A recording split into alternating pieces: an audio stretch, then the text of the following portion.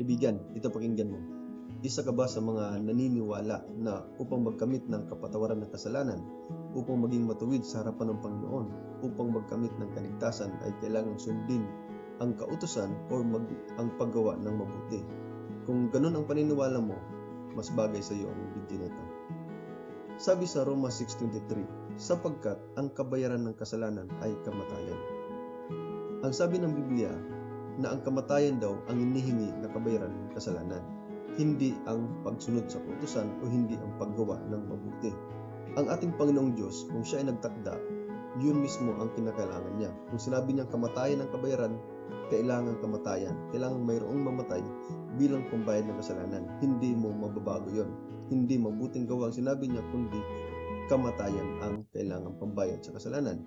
So hindi ka mapapatawad sa iyong kasalanan, hindi ka magiging malinis sa harapan ng Panginoong Diyos, hindi ka magagamit ng kaligtasan kung walang mamatay para sa iyong kasalanan. Kung ang aasahan mo lang ay ang iyong kabutihan.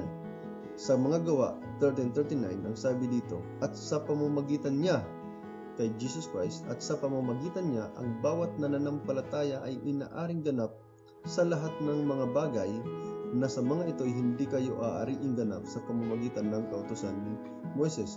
So sa pamamagitan daw ni Jesus Christ ay tayo magkakamit ng kapatawaran, tayo magiging matuwid sa harapan ng Diyos, na sa pamamagitan nito ay hindi tayo aariing ganap, hindi tayo magiging matuwid sa harapan ng Diyos sa pamamagitan ng kautusan ni Moises. Sa pagsunod ng kautusan, hindi tayo magiging matuwid sa harapan ng Diyos, kundi sa pamamagitan lamang ni Jesus Christ. Bakit sa pamamagitan ni Jesus Christ? Sapagkat siya ang namatay para sa atin. Ang kanyang dugo ang nabuhos sa cross bilang panghugas ng ating kasalanan. Kaya nga ang sabi dito sa Hebreo 9:22, at ayon sa kautusan ay halos masasabi kong lahat ng mga bagay ay nililinis ng dugo, at maliban na sa pagkabuhos ng dugo ay walang kapatawaran. Walang kapatawaran kung walang mabuhos na dugo. Kaya kung ang aasahan mo ay ang paggawa ng mabuti, kung ang aasahan mo ay ang pagsunod sa kautusan, hindi ka magkakaroon ng kapatawaran ng kasalanan. Hindi ka magiging malinis sa harapan ng Panginoong Diyos, at lalong hindi ka magkakaroon ng kaligtasan. Sapagkat ang sabi ng Biblia, kailangan mayroong dugo, mayroong mamatay.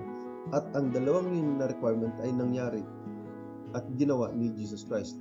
Nung siya ay napako sa cross, ang kanyang dugo ay nabuhos dahil dun sa mga hampas sa kanya, sa mga palo sa kanya ng mga taong nagpahirap sa kanya. Ang kailangan lamang natin ay sampalatayanan ng ating Panginoong Diyos.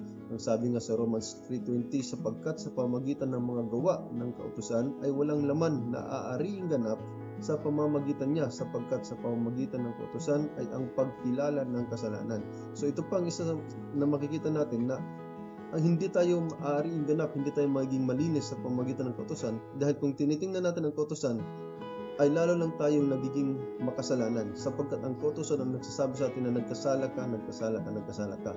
Pero ang sabi ng Biblia na sa pamamagitan ng ating pananampalataya sa Galatians 6:2-16, na sa pamamagitan lamang ng ating pananampalataya sa ating Panginoong Hesus, doon tayo nagkakamit ng kapatawaran ng kasalanan. Doon tayo nagiging matuwid sa harapan ng Panginoon, sapagkat siya na ang nagbayad ng ating kasalanan, siya na ang namatay para sa atin, at ang kanyang dugo ang nabuhos bilang panghugas ng ating mga kasalanan. Kaya kailangan na tayo ay sumampalataya lamang sa Kanya. Huwag na natin naisin na tayo pa mismo ang gumawa ng kabayaran ng ating kasalanan, sapagkat hindi tayo karapat-dapat at hindi natin magagawa bilang bayaran ang ating kasalanan. Sapagkat kung gagawin natin yon, tayo ay magbabayad ng ating kasalanan, tayo ang mamamatay, tayo ay mapupunta sa impyerno, at hindi na tayo mabubuhay, hindi natin maliligtas ang ating sarili, at lalong hindi natin maliligtas ang ibang mga tao o yung mga taong mahal natin sa buhay.